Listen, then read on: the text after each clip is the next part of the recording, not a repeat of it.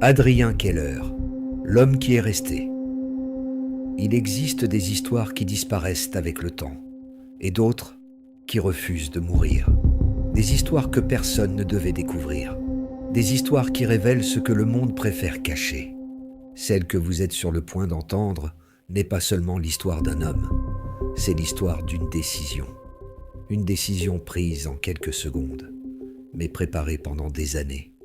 Une décision qui a coûté 18 millions d'euros. Une décision qui a détruit une vie. Ou peut-être qui lui a donné un sens. Certains diront qu'il était un criminel.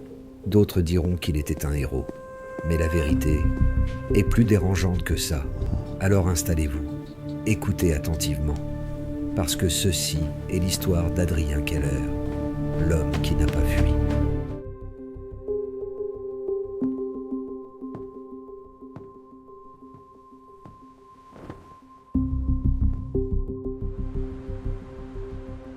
Lyon, 17 février 2021, 12h48. La journée semblait normale.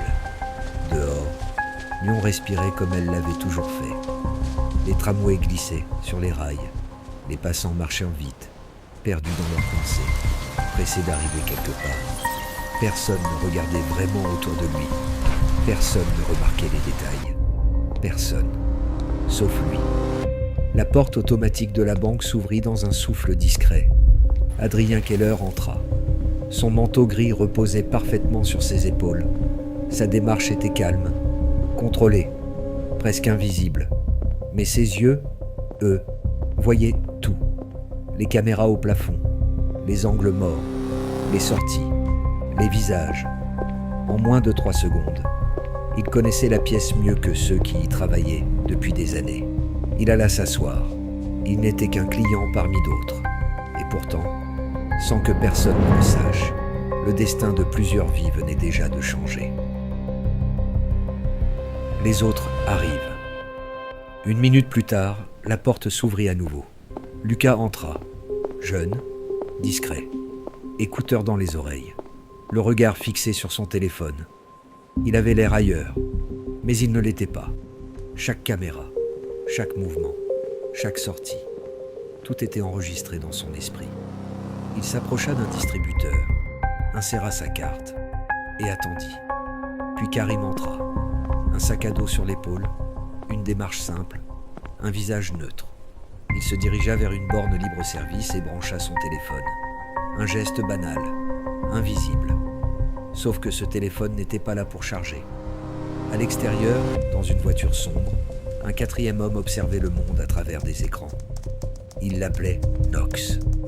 Personne ne connaissait son vrai nom. Ses doigts glissaient sur le clavier avec précision. Des lignes de code défilaient. Des systèmes s'ouvraient. Des barrières tombaient.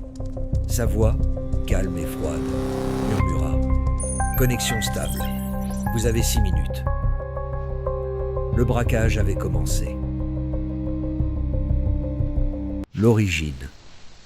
Mais cette histoire ne commençait pas ce jour-là.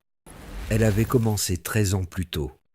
En 2008, Adrien avait 21 ans. La télévision diffusait des images de crise, des mots compliqués, des chiffres énormes. Mais ce ne sont pas ces images qu'il n'oublierait jamais. C'était le silence de son père. Ce soir-là, son père rentra plus tôt que d'habitude. Il posa une enveloppe sur la table. Il ne parla pas. Il n'en avait pas besoin. Adrien comprit. 22 ans de travail, effacés en 1 minute. Pas parce qu'il avait échoué, pas parce qu'il avait fait une erreur, mais parce que le système avait décidé qu'il n'était plus nécessaire. Ce jour-là, Adrien comprit une chose. Le système n'avait pas de visage, pas de cœur, pas de loyauté, seulement des décisions. Devenir le système, Adrien ne s'est pas rebellé. Pas immédiatement. Au lieu de ça, il a fait quelque chose de plus dangereux. Il a appris. Il est devenu ingénieur en cybersécurité. Il est entré dans le système. Il a appris comment il fonctionnait, comment il pensait, comment il se protégeait et surtout, comment il cachait ses secrets. Puis un jour, il a vu quelque chose. Un transfert, puis un autre, puis des centaines, des millions d'euros, déplacés, cachés, rendus invisibles. Tout était légal, mais rien n'était honnête. Il a posé des questions. On lui a dit d'arrêter. Il a insisté. On lui a demandé de partir. Ce jour-là, Adrien ne perdit pas seulement son travail, il perdit ses illusions. Le présent, 12h54. Dans la banque, Adrien sentit la vibration dans son sac. Le transfert avait commencé.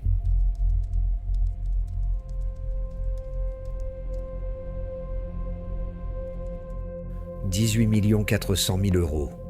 Les chiffres montaient lentement. Personne ne regardait. Personne ne savait. Lucas surveillait les sorties. Karim maintenait l'accès. Knox contrôlait le monde extérieur. Tout fonctionnait parfaitement, jusqu'à ce que quelque chose change. La détection. Dans la voiture, l'écran de Knox clignota. Rouge, imprévu. Quelque chose les avait vus. Sa voix resta calme. Mais cette fois, elle portait un poids différent. On a une détection. Dans la banque, le temps ralentit. Karim regarda son écran. Lucas regarda la sortie. Adrien regarda le vide. Il savait ce que cela signifiait. La fin approchait. Mais il avait encore un choix. La décision, on peut arrêter, murmura Karim. Personne ne répondit. Dans l'esprit d'Adrien, une image apparut. Son père, debout, silencieux, brisé. Ce jour-là, personne ne l'avait sauvé. Personne n'avait arrêté le système. Alors, Adrien prit sa décision. Il appuya et accéléra le transfert. 13h. Les sirènes arrivèrent.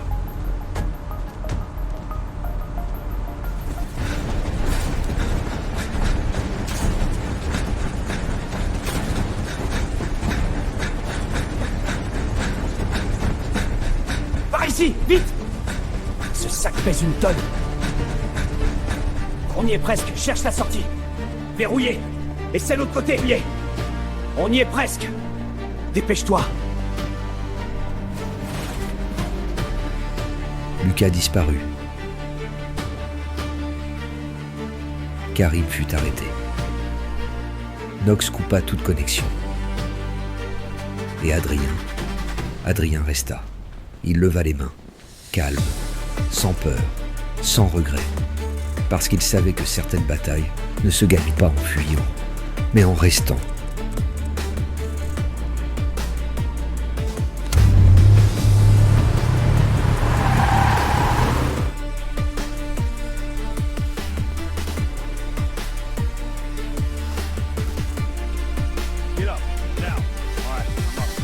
Quatre hommes sont entrés dans cette banque, mais un seul est resté. Certains diront qu'il a perdu, d'autres diront qu'il a gagné, mais peut-être que la vraie question n'est pas là. Peut-être que la vraie question est celle-ci. Que feriez-vous si vous découvriez la vérité ?